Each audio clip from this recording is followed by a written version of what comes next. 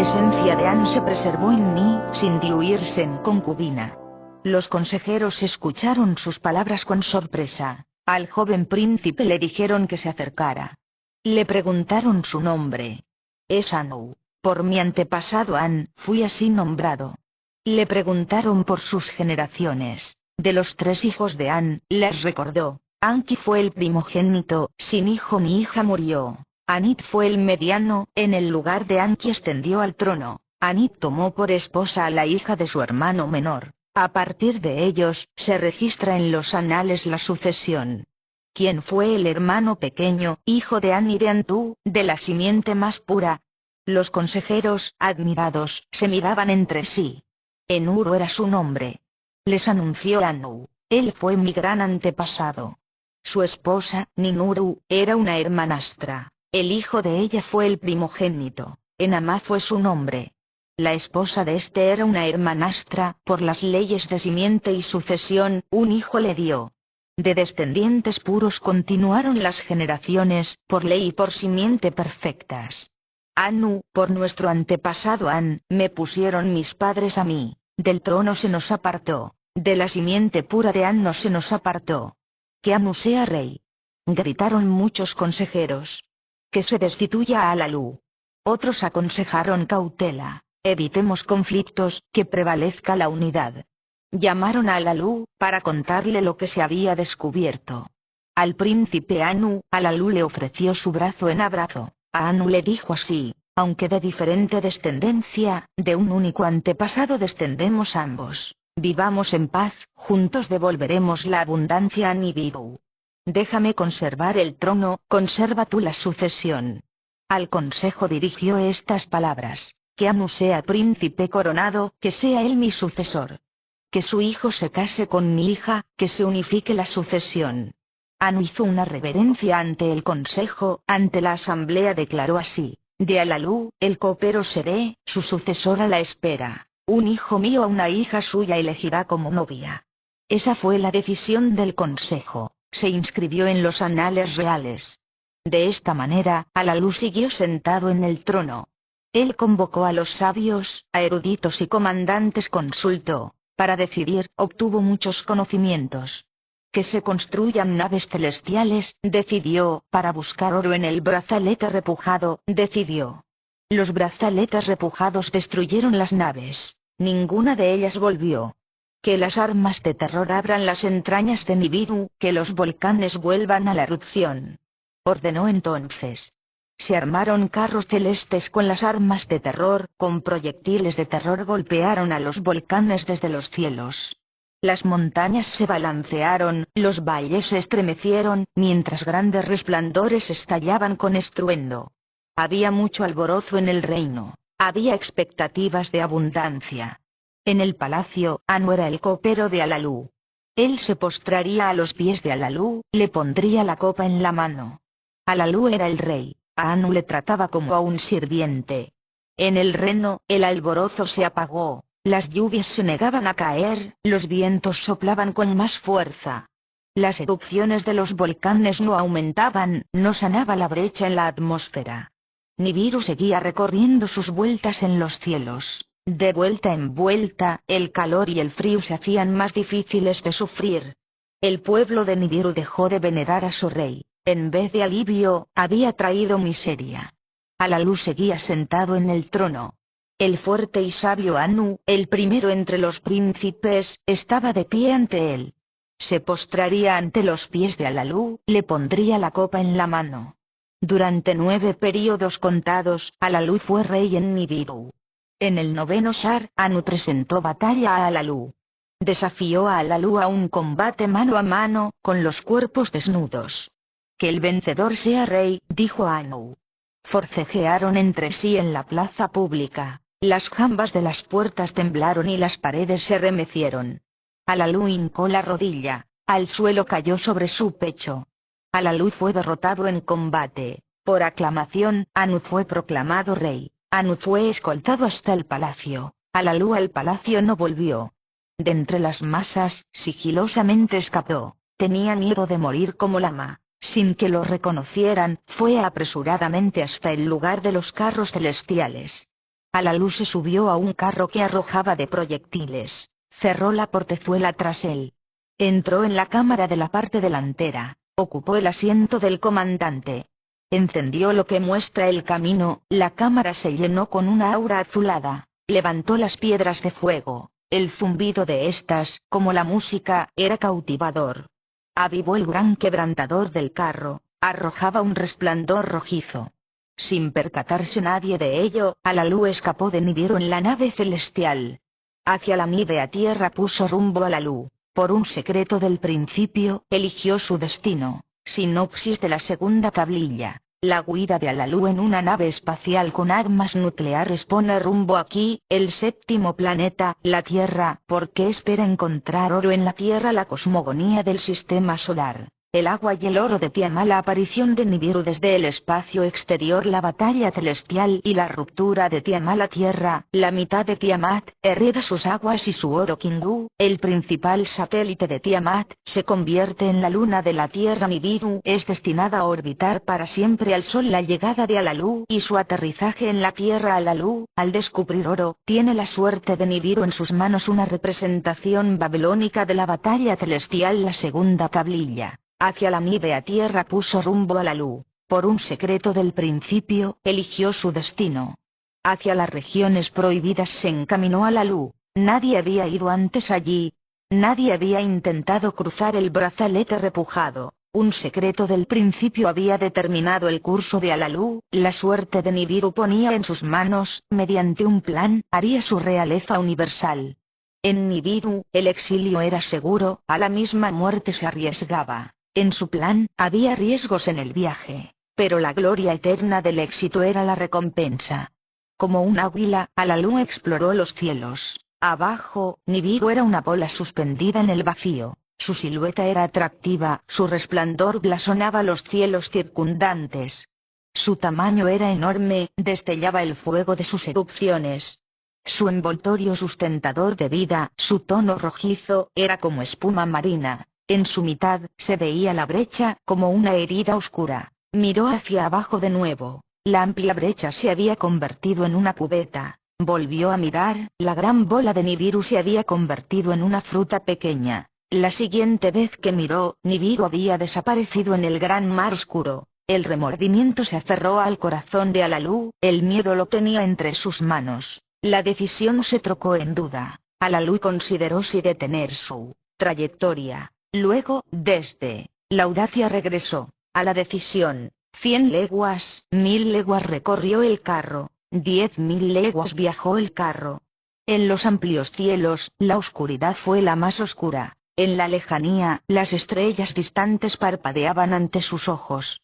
Más leguas viajó Alalú y, luego, su mirada encontró una visión de gran alborozo. En la extensión de los cielos, el emisario de los celestiales le daba la bienvenida.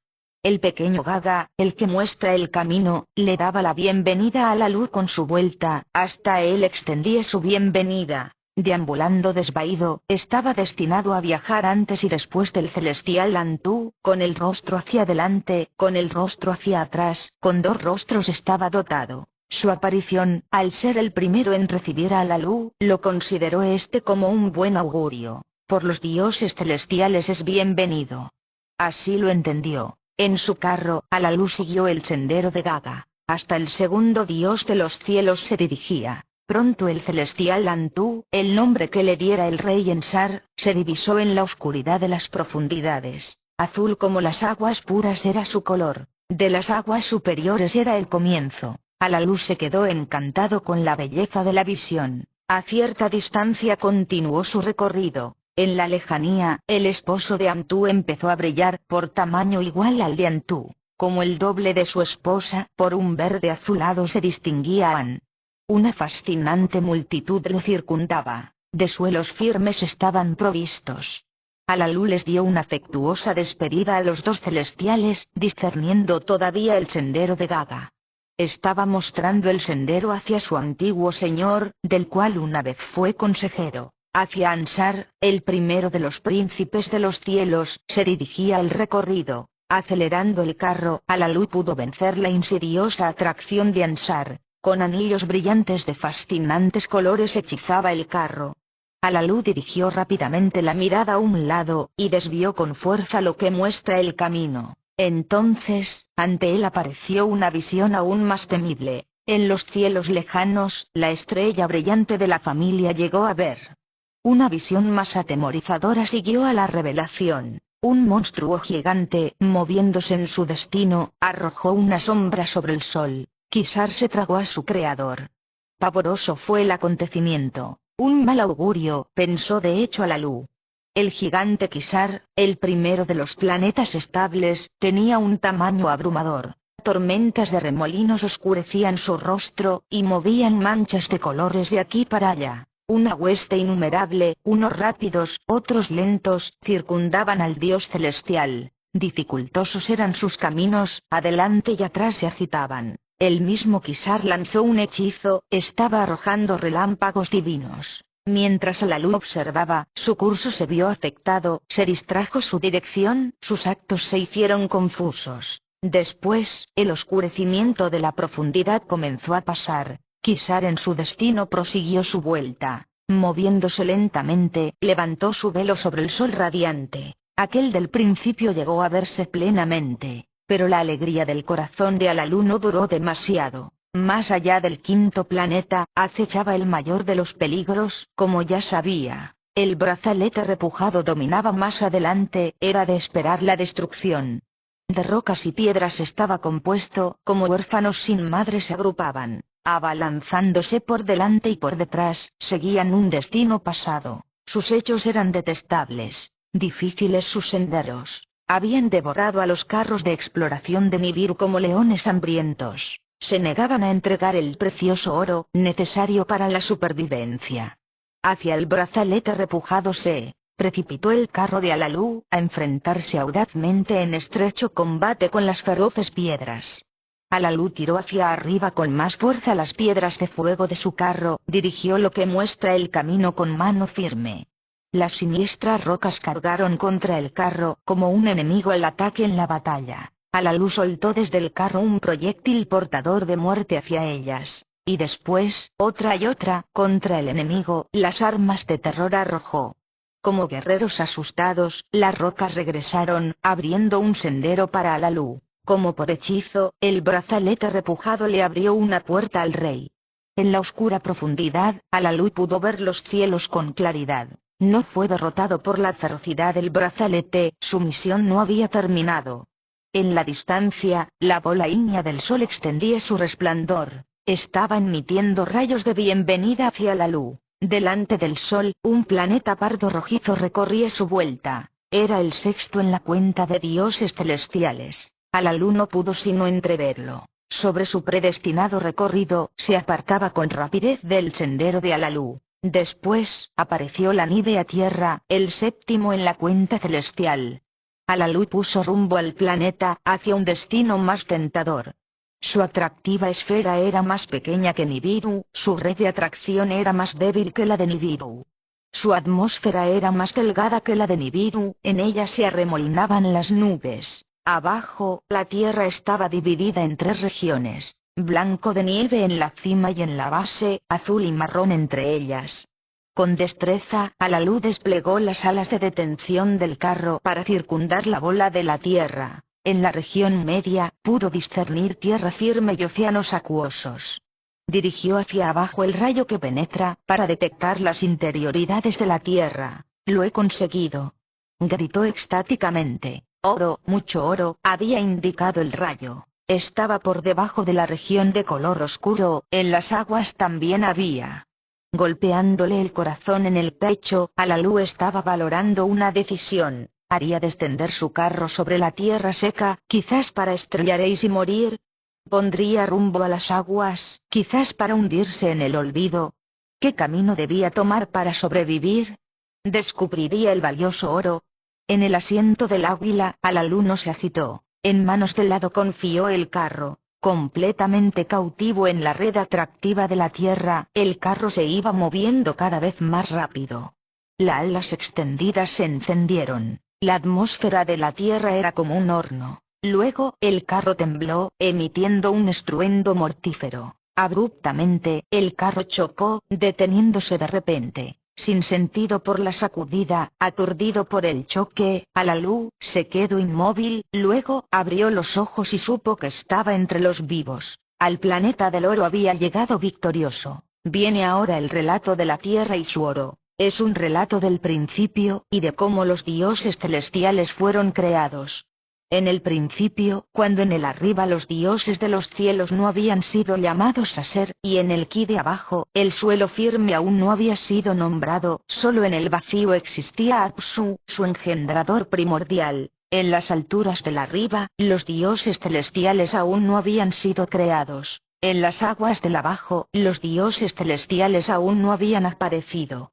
Arriba y abajo, los dioses aún no habían sido formados, los destinos aún no se habían decretado, ninguna caña se había formado aún, ni tierra pantanosa había aparecido. Apsu solo reinaba en el vacío. Después, mediante los vientos de Apsu, las aguas primordiales se mezclaron, un hábil y divino conjuro lanzó Apsu sobre las aguas. Sobre la profundidad del vacío, él vertió un profundo sueño. Tiamat, la madre de todo, forjó como esposa para sí mismo. Una madre celestial, era ciertamente una belleza acuosa. Junto a él, Apsu trajo después al pequeño Mummu, como mensajero suyo lo nombró, para hacerle un presente a Tiamat. Un regalo resplandeciente concedió Apsu a su esposa, un radiante metal, el imperecedero oro, para que solo ella lo poseyera. Después fue cuando los dos mezclaron sus aguas, para que salieran entre ellos los hijos divinos. Varón y hembra fueron creados los celestiales. Lamu y Laamu por nombres se les dieron. En el abajo, Apsu y Tiamat les hicieron una morada. Antes de que hubieran crecido en edad y en estatura, en las aguas del arriba, Ansar y Kisar fueron formados, sobrepasando a sus hermanos en tamaño. Los dos fueron forjados como pareja celestial. Un hijo, An, en los cielos distantes fue su heredero. Después, Antu, para ser su esposa, fue creada como igual de An. La morada de ambos se hizo como frontera de las aguas superiores. Así fueron creadas tres parejas celestes, abajo y arriba, en las profundidades. Por sus nombres se les llamó, ellos formaron la familia de Apsu con Mummu y Tiamat. En aquel tiempo, Nibiru aún no se había visto, la tierra aún no había sido llamada a ser. Estaban mezcladas las aguas celestes, aún no estaban separadas por un brazalete repujado. En aquel tiempo, las vueltas aún no estaban del todo diseñadas. Los destinos de los dioses aún no estaban firmemente decretados. Los parientes celestiales se agrupaban, erráticos eran sus caminos. Para Apsu, sus caminos eran ciertamente detestables. Tiamat, sin poder descansar, se sentía agraviada y enfurecida. Una multitud formó para que marcharan a su lado, una multitud rugiente y terrible creó contra los hijos de Apsu.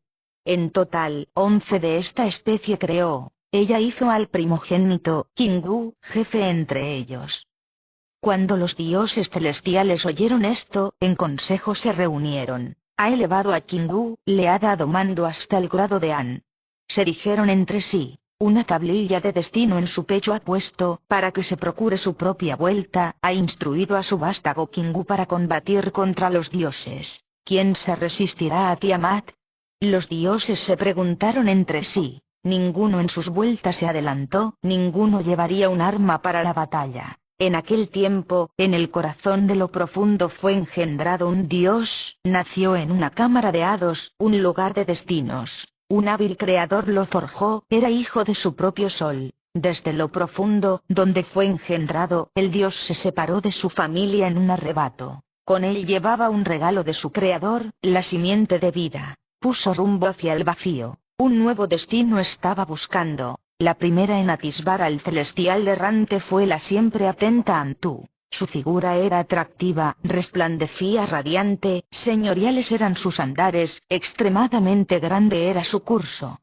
De todos los dioses era el más elevado, su vuelta sobrepasaba a las de los demás. La primera en vislumbrarlo fue Antu, de cuyo pecho ningún hijo había mamado. Ven, sé mi hijo. Le llamó. Deja que sea tu madre.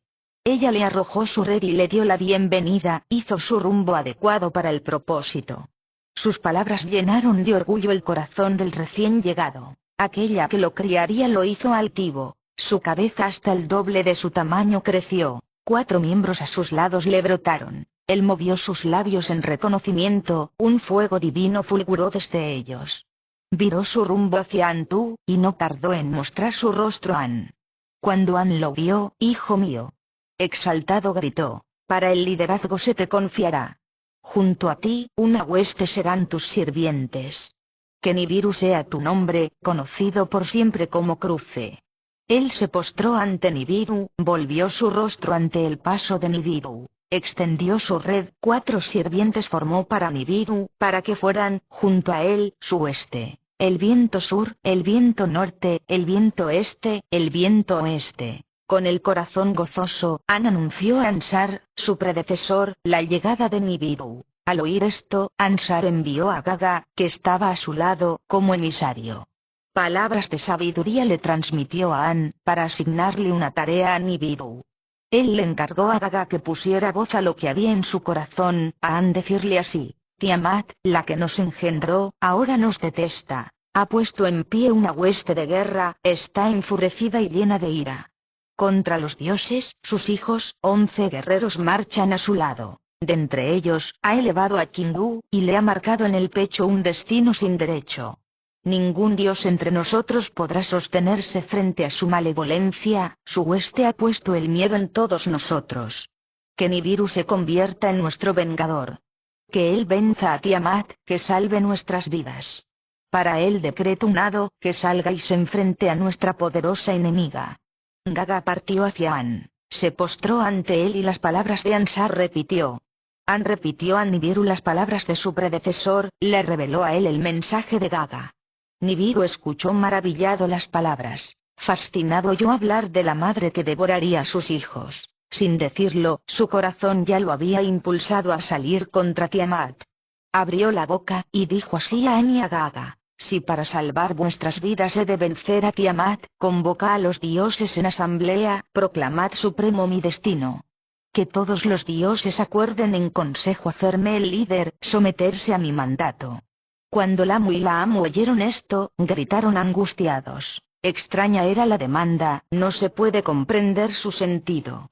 Dijeron ellos. Los dioses que decretan los hados consultaron entre sí. Accedieron a hacer de Nibiru su vengador, para él decretaron un hado exaltado: a partir de este día, inalterables serán tus mandatos. Le dijeron a él: ninguno de entre nosotros los dioses transgrediremos tus límites. Ve, Nibiru, sé nuestro vengador. Forjaron para él una vuelta principesca para que avanzara hacia Tiamat, le dieron sus bendiciones a Nibiru, le dieron armas terribles a Nibiru. Ansar forjó 3 vientos más de Nibiru, el viento maligno, el torbellino, el viento sin par. Kisar llenó su cuerpo con una llama ardorosa y una red para envolver a Tiamat. Así, listo para la batalla, Nibiru puso rumbo en dirección a Tiamat. Viene ahora el relato de la batalla celestial, y de cómo la tierra vino a ser, y del destino de Nibiru. El Señor salió, establecido por los hados, siguió su rumbo. A la terrible Tiamat plantó cara, con sus labios pronunció un conjuro. Como manto de protección, puso en marcha el pulsador y el emisor. Con una impresionante radiación fue coronada su cabeza. A su derecha, apostó al que hiere. En su izquierda, colocó al repulsor. Los 7 vientos, su hueste de auxiliares, como una tormenta envió. Se precipitó hacia la terrible Tiamat, con un clamor de batalla. Los dioses se arremolinaron junto a él, después se apartaron de su camino, avanzó solo para examinar a Tiamat y a sus ayudantes, para hacerse una idea de los planes de Kingu, el comandante de su hueste. Cuando vio al valiente Kingu, se le nubló la vista. Mientras miraba a los monstruos, se le distrajo la dirección, su rumbo se trastocó, sus actos se confundieron. El grupo de Tiamat la rodeaba estrechamente, temblaban de terror. Tiamat estremeció sus raíces, un rugido poderoso emitió, lanzó un hechizo sobre Nibiru, lo envolvió con sus encantos, y la suerte entre ellos estaba echada, la batalla era inevitable. Cara a cara se encontraron, Tiamat y Nibiru. Avanzaban uno contra otro, se acercaban a la batalla, buscando el singular combate. El Señor extendió su red, para envolverla la lanzó. Tiamat gritó con furia. como poseída, perdió sus sentidos. El viento maligno, que había estado tras él, a Nibiru adelantó, ante el rostro de ella lo soltó. Ella abrió la boca para tragarse al viento maligno, pero no pudo cerrar los labios. El viento maligno cargó contra su vientre, se abrió paso en sus entrañas.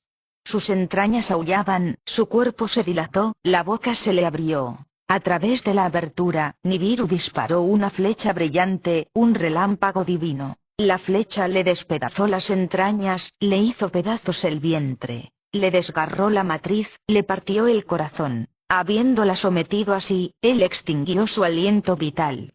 Nibiru contempló el cuerpo sin vida. Tiamat era ahora un cadáver masacrado. Junto a su señora sin vida, sus 11 ayudantes temblaban de terror. Quedaron capturados en la red de Nibiru, incapaces como eran de huir. Kingu, a quien Tiamat había hecho jefe de su hueste, estaba entre ellos. El señor le puso grilletes, y a su señora sin vida lo encadenó. Le arrebató a Kingu las tablillas de los destinos, que sin ningún derecho se le habían dado, le estampó su propio sello, sujetó el destino a su propio pecho.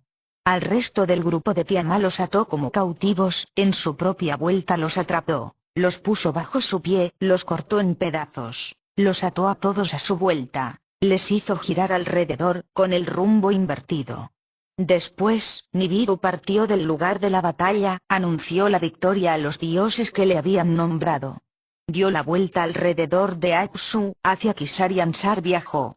Gaga salió a recibirle, y como heraldo hacia los demás viajó después.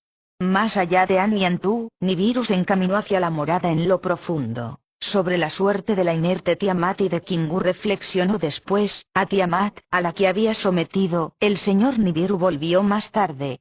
Se encaminó hacia ella, se detuvo a ver su cuerpo sin vida. Estuvo planeando en su corazón dividir hábilmente al monstruo. Después, como un mejillón, en 2 partes la dividió, separó el tronco de las partes inferiores. Separó los canales internos de ella. Maravillado contempló sus venas doradas. Pisando su parte posterior, el señor cortó completamente la parte superior. El viento norte, su ayudante, a su lado llamó que se llevara la cabeza cercenada, le ordenó al viento que la pusiera en el vacío. El viento de Nibiru se cernió pues sobre Tiamat, barriendo sus chorreantes aguas. Nibiru disparó un rayo, al viento norte le dio una señal. En un resplandor, la parte superior de Tiamat fue llevada a una región desconocida. Con ella, también fue exiliado el encadenado Kingu, para que fuera compañero de la parte seccionada. Después, Nibiru reflexionó sobre la suerte de la parte posterior. Quería que fuera un trofeo imperecedero de la batalla, un recordatorio constante en los cielos, que señalara el lugar de la batalla. Con su maza, golpeó la parte posterior hasta hacerla trozos pequeños, después los enlazó en una banda hasta formar un brazalete repujado, entrelazándolos, los situó como guardianes, un firmamento para dividir las aguas de las aguas. Las aguas superiores por encima del firmamento de las aguas inferiores separó. Así forjó Nibiru sus hábiles obras. Después, el señor cruzó los cielos para inspeccionar las regiones. Desde la zona de Apsu hasta la morada de Gaga midió las dimensiones, se detuvo y vaciló. Después, regresó lentamente al firmamento, al lugar de la batalla. Pasando de nuevo por la región de Apsu, en la desaparecida esposa del sol pensó con remordimiento. Contempló la mitad herida de Tiamat, prestó atención a la parte superior. Las aguas de vida, generosas en ella, de las heridas seguían manando, sus venas doradas reflejaban los rayos de Apsu. De la simiente de la vida, del legado del Creador, se acordó entonces Nibiru. Cuando puso su pie sobre Tiamat, cuando la partió en pedazos, sin duda él le impartió la simiente a ella. Nibiru se dirigió a Apsu, diciéndole así: con tus cálidos rayos, da salud a las heridas. Que a la parte rota nueva vida le sea dada, que sea en tu familia como una hija, que las aguas en un lugar se reúnan, que aparezca tierra firme. Por tierra firme que sea llamada, Ki será su nombre a partir de ahora. Apsu hizo caso a las palabras de Nibiru. Que la tierra se una a mi familia, Ki, tierra firme del abajo, que tierra sea su nombre a partir de ahora. Que, con su giro, haya día y haya noche. En los días la proveeré con mis rayos curadores. Que Kingu sea una criatura de la noche, lo designaré para que brille en la noche compañera de la tierra, para siempre luna será. Nibiru escuchó satisfecho las palabras de Apsu. Nibiru cruzó los cielos e inspeccionó las regiones, a los dioses que le habían elevado concedió posiciones permanentes, destinó sus vueltas para que ninguno transgrediera la de los demás ni se quedara corto. Fortaleció las esclusas celestes, puso puertas en ambos lados. Una morada remota eligió para sí, más allá de Gaga estaban sus dimensiones, le suplicó a Apsu que decretara para él la gran vuelta como su destino. Todos los dioses levantaron su voz desde sus posiciones, que la soberanía de Nibiru sea sobresaliente. El más radiante de los dioses es, que sea en verdad el hijo del sol. Desde su región, Apsu dio su bendición, Nibiru mantendrá el cruce de cielo y tierra, cruce será su nombre. Los dioses no cruzarán ni arriba ni abajo, él mantendrá la posición central, será el pastor de los dioses, un ser será su vuelta, ese será su destino para siempre. Viene ahora el relato de cómo comenzaron los tiempos de antaño y de la era que, en los anales, fue conocida por el nombre de Era Dorada, y cómo fueron las misiones de Nibiru a la tierra para obtener oro. La huida de Alalú desde Nibiru fue su comienzo. Alalú estaba dotado de gran entendimiento, muchos conocimientos había adquirido en su aprendizaje. De su antecesor Ansargal, de los cielos y las vueltas había amasado muchos conocimientos, a través de Ensar, sus conocimientos aumentaron grandemente. De todo ello aprendió mucho Alalú, con los sabios discutía, a eruditos y comandantes consultaba. Así se determinaron los conocimientos del principio, así poseyó Alalú estos conocimientos. El oro en el brazalete repujado era la confirmación, el oro en el brazalete repujado era el indicio del oro en la parte superior de Tiamat, y al planeta del oro llegó Alalú victoriosamente, con un choque atronador de su carro.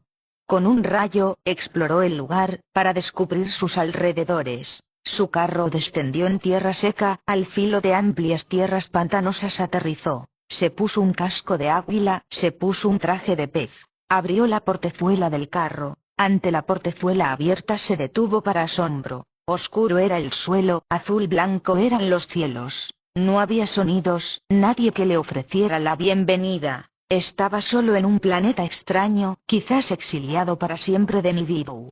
Bajó a tierra, sobre el oscuro suelo puso el pie, había colinas en la distancia, en las cercanías había mucha vegetación, ante él había tierras pantanosas, en ellas se introdujo, con el frío de sus aguas se estremeció, volvió al suelo seco, estaba solo en un planeta extraño. Se vio poseído por sus pensamientos, esposa y descendientes con nostalgia recordaba, estaría exiliado de Nibiru para siempre. Se preguntaba esto una y otra vez, no tardó en volver al carro con alimento y bebida para mantenerse. Después, le venció un profundo sueño, una poderosa ensoñación. Cuánto tiempo estuvo durmiendo, no podía recordarlo, tampoco podía decir qué le había despertado, fuera había mucho resplandor, un resplandor nunca visto en Nibiru. Extendió un palo desde el carro, con un probador estaba equipado. El probador respiró el aire del planeta, indicó su compatibilidad. Abrió la portezuela del carro, con la portezuela abierta tomó aire. Otra vez tomó aire, y otra, ciertamente, el aire de aquí era compatible. Alalú aplaudió, se puso a cantar una alegre canción. Sin el casco de águila, sin el traje de pez, bajó hasta el suelo. El resplandor del exterior era cegador, los rayos del sol lo abrumaban. Volvió al carro, se puso una máscara para los ojos. Tomó el arma portátil, asió el práctico tomador de muestras. Bajó a tierra, sobre el oscuro suelo puso el pie. Se encaminó hacia los cenagales, oscuras y verdosas eran las aguas. En el borde de la ciénaga había guijarros. Alalú tomó un guijarro, lo arrojó a la ciénaga. Sus ojos vislumbraron un movimiento en la ciénaga. Las aguas estaban llenas de peces. Introdujo el tomador de muestras en la ciénaga, para considerar las turbias aguas. El agua no era adecuada para beber, descubrió Alalú muy decepcionado. Se alejó de las ciénagas y fue en dirección a las colinas.